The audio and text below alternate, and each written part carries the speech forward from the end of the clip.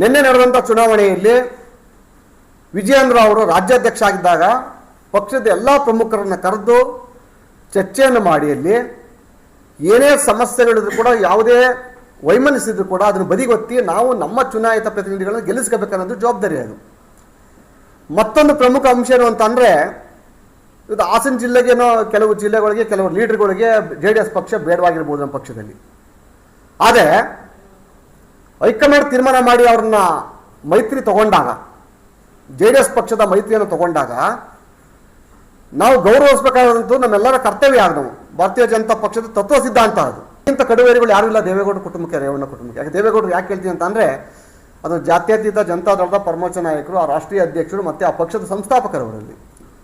ಅವರನ್ನು ಒಪ್ಪಿ ನಮ್ಮ ಪಕ್ಷಕ್ಕೆ ಕರ್ಕೊಂಡಾಗ, ಮೈತ್ರಿ ಮಾಡಿಕೊಂಡಾಗ, ಮೈತ್ರಿ ಧರ್ಮವನ್ನು ಪಾಲನೆ ಮಾಡಬೇಕಾದಂಥದ್ದು ಒಬ್ಬ ಕೆಳಮಟ್ಟದ ಕಾರ್ಯಕರ್ತನಿಂದ ಹಿಡಿದು ಮೇಲ್ಮಟ್ಟದ ಕಾರ್ಯಕರ್ತನ ಕೂಡ ಅದು ಜವಾಬ್ದಾರಿ. ಅದು ನೀವು ಯಾರೋ ಒಬ್ಬ ನಿಮ್ಮ ಜೊತೆ ಇರುವಂಥ ಯಾರೋ ಒಬ್ಬ ಅವಿವೇಕಿ ಕೊಟ್ಟಂಥ ಸಲಹೆ ಸೂಚನೆಯನ್ನು ತಗೊಂಡು ರಾಜ್ಯಾಧ್ಯಕ್ಷ ಆದಂಥ ವಿಜಯೇಂದ್ರ ಅವರು ನಮಗೆ ಸಂಬಂಧನೇ ಇಲ್ಲ ಅನ್ನೋ ಭಾವನೆಯಲ್ಲಿ ಕುಳಿತುಕೊಂಡಲ್ಲಿ ನೀವು ನಮ್ಮ ಶತ್ರು ಪಕ್ಷವಾದಂಥ ನಮ್ಮ ರಾಷ್ಟ್ರೀಯ BJP ಪಕ್ಷಕ್ಕೆ ಶತ್ರುವಾಗಿರುವಂಥದ್ದು ರಾಷ್ಟ್ರೀಯ ಕಾಂಗ್ರೆಸ್ ಪಕ್ಷ. ಅದು ಆ ಪಕ್ಷಕ್ಕೆಲ್ಲ ಒಳ ಒಪ್ಪಂದ ಮಾಡಿಕೊಂಡು ನೀವು ಓಟನ್ನು ಕಾಸು ಓಟ್ ಮಾಡಲಿಕ್ಕೆ ಅವಕಾಶವನ್ನು ಕೊಡ್ತೀರಾ ಅಂತ ಅಂದರೆ ಯಾವ ನೈತಿಕತೆ ಇದೆ ವಿಜಯೇಂದ್ರ ಅವರಿಗೆ? ನಾನು ನೇರವಾಗಿ ಕೇಳಲಿಕ್ಕೆ ಇಚ್ಛಪಡ್ತೀನಿ. ಮಾನ್ಯ ವಿಜಯೇಂದ್ರ ಅವರೇ, ನಿಮಗೆ ಒಂದು ಪತ್ರವನ್ನು ಇವತ್ತು ಬರೆದಿದ್ದೀನಿ. ನಾನು ನಿಮಗೆ ಇವತ್ತು ರಿಜಿಸ್ಟರ್ ಪೋಸ್ಟ್ ಮಾಡಿ ಬಂದು ಇವತ್ತು ಪ್ರೆಸ್ ಮೀಟಾಗಿ ಕುಳಿತುಕೊತೀನಿ. ನಾನೊಂದು ಬಾರಿ ಯಾವುದೋ ಒಂದು ವಿಚಾರಕ್ಕೆ ನಿಮಗೆ ನೇರವಾಗಿ ಪತ್ರ ಬರೆದು ನಾನು ಪತ್ರ ತಲುಪಿಲ್ಲ ಅಂತ ಹೇಳಿದ್ರಿ ನೀವು ಅಲ್ಲಿ.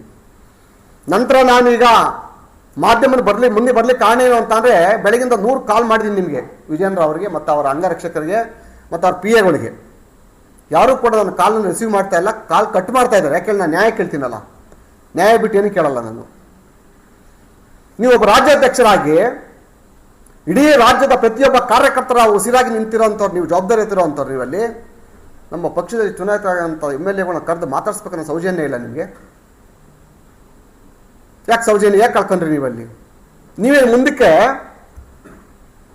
ನಮ್ಮ ರಾಷ್ಟ್ರೀಯ ಪಕ್ಷ ವಿಶ್ವದಲ್ಲಿ ಪ್ರಖ್ಯಾತಿ ಪಡೆದಿರುವಂಥ ಭಾರತೀಯ ಜನತಾ ಪಕ್ಷನ ಮುಳುಗಿಸ್ಬೇಕು ಅನ್ಕೊಂಡಿದ್ರು, ಇಲ್ಲ ಅಂತಾರೆ ಪೂರ್ತಿ ತೆಗಿಬೇಕು ಅನ್ಕೊಂಡಿದ್ರು ನೀವೇನಾದ್ರು? ಏನೋ DK ಶಿವಕುಮಾರ್ ನಿಮ್ಗೆ ಏನಾರು ಒಳ ಒಪ್ಪಂದ ಏನಾರು ಇದೆಯಾ? ಒಳ ಒಪ್ಪಂದ ಮಾಡ್ಕೊಂಡು ನೀವು ಸ್ವಲ್ಪ ಹಿಂಗೆ ಡಿವೈಡ್ ಮಾಡ್ತಾ ಬಾ, ನಾನು ಹಂಗೆ ಡಿವೈಡ್ ಮಾಡ್ತಾ ಬರ್ತೀನಿ. ಅಕಸ್ಮಾತ್ ಅವ್ರಿಗೆ DK ಶಿವಕುಮಾರ್ಗೆ ಕಾಂಗ್ರೆಸ್ ಬೇಡ, BJPಲಿ ವಿಜಯೇಂದ್ರಗೆ BJPನ ಬೇಡ, ಇಬ್ಬರು ಹೊಸ ಪಕ್ಷ ಕಟ್ಕೊಂಡು ಅಧಿಕಾರ ತರಬೇಕಂತ ಏನಾರ ಪ್ಲಾನ್ ಏನಾರು ಇತ್ತು, ದಯಮಾಡಿ ಇವತ್ತು ನೀವು ನನ್ನ ಪ್ರಶ್ನೆಗೆ ಮಾಧ್ಯಮದಲ್ಲಿ ಉತ್ತರವನ್ನು ಕೊಡಿ.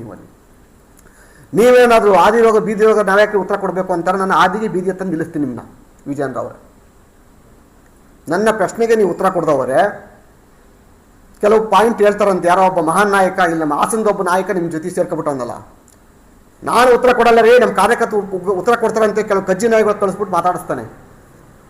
ಆ ಥರ ನೀವು ನನ್ನ ಪ್ರಶ್ನೆಗೆ ಉತ್ತರ ನೀವು ಕೊಡ್ದವ್ರೆ ನಿಮ್ಮನ್ನು ರೋಡ್ವೇ ನಿಲ್ಲಿಸ್ಕೊಂಡು ಮಾತಾಡ್ಸೋ ಪರಿಸ್ಥಿತಿ ಬರ್ತಾರೆ. ಅತಿ ಶೀಘ್ರದಲ್ಲಿ ತಗೊಂಡ್ಬರ್ತೀನಿ ನಾನು ನಿಮಗೆ. ವಿಜಯೇಂದ್ರ ಅವರ ನಿಮ್ಮ ಕಾರ್ಯವೈಖರಿ ಎಲ್ಲಿ ಹೋಯಿತು? ಕಾರಣ ಏನು?